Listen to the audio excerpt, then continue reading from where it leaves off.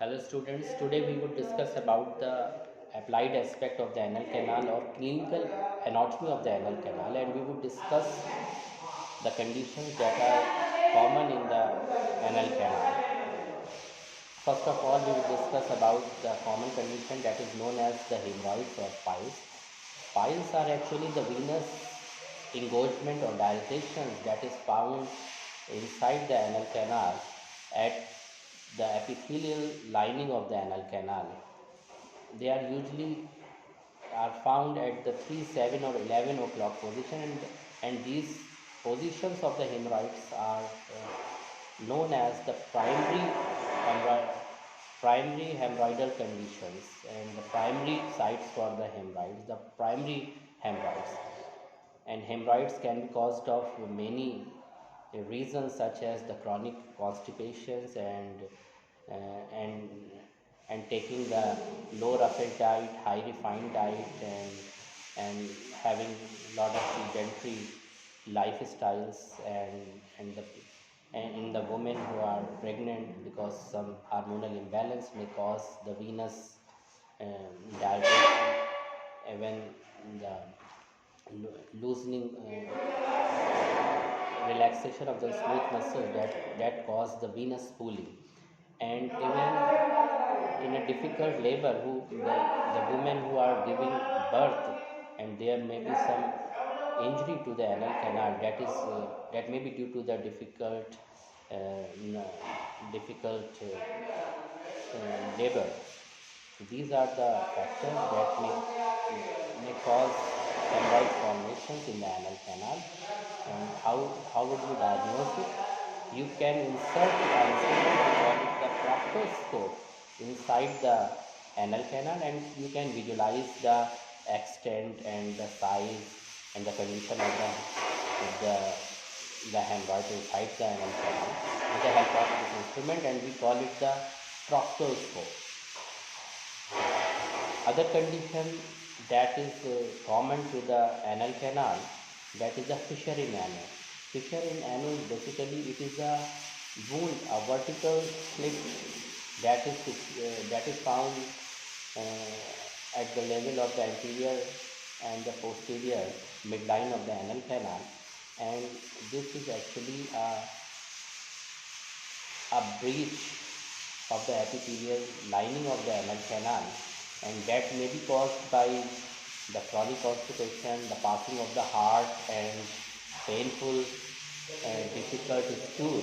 And when we strain while to pass out the hard and the very dry fecal matter, it may cause injury to the epithelial lining of the anal canal, and that may cause the fissure in ano. Fissure in ano basically is a traumatic in nature. It is caused by the trauma, uh, and and the trauma basically that is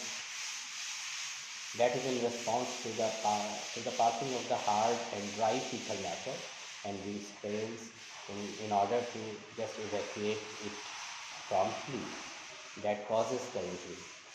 Another condition that affects the anal canal, that is the fistula in ano. Fistula is ano, basically it is an abnormal tract that is situated around the anal canal or around the perianal region, and this abnormal tract that is basically uh, that gets epithelialized, it gets gets the lining of the epithelial tissue. It is the epithelialized tract, and it's one opening that is situated around the anus, around the anus at the skin level, and it's another opening that opens in the anal canal, or even it can be opened somewhere above the level of the anal canal or in the rectum. And another condition of the anal canal, that is that is the imperforate anus.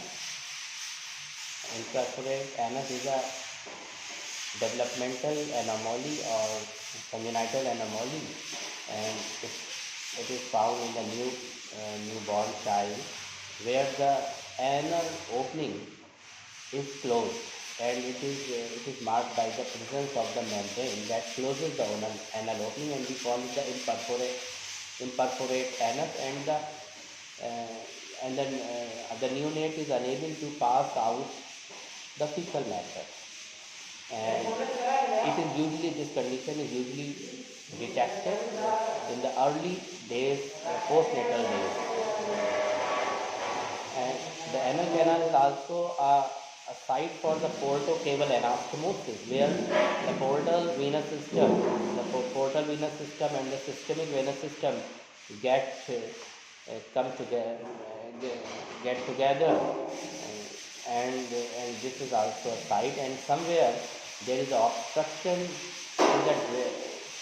to the blood drainage of the portal system, and the blood is not going to drain from the portal system to the liver, or and uh,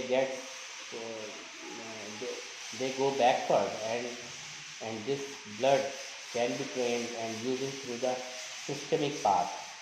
And so we have to just it is manifested as a venous engorgement around the anal canal. So we have to be very careful in order to just tag any hemorrhoid, whether it is a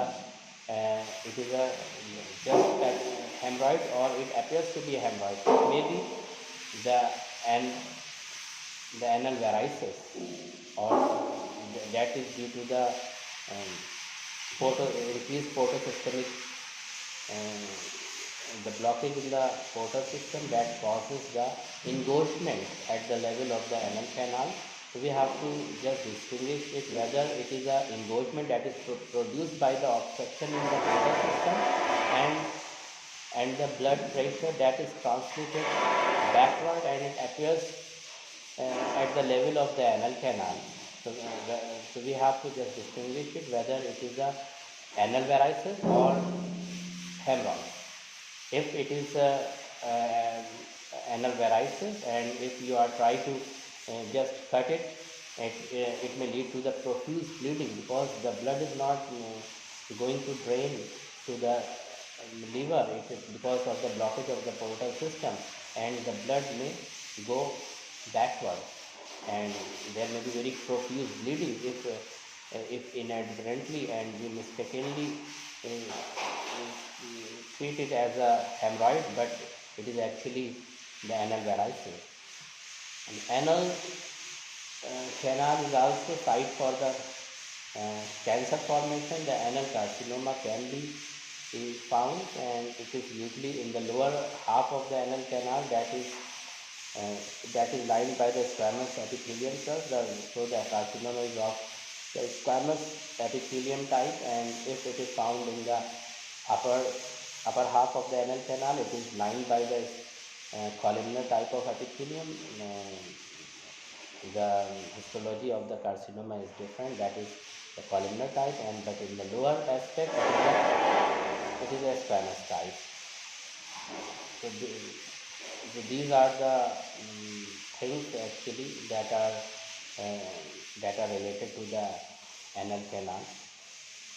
So, we have discussed some conditions that are common to the anal canal. This is all about the anal canal. Thank you.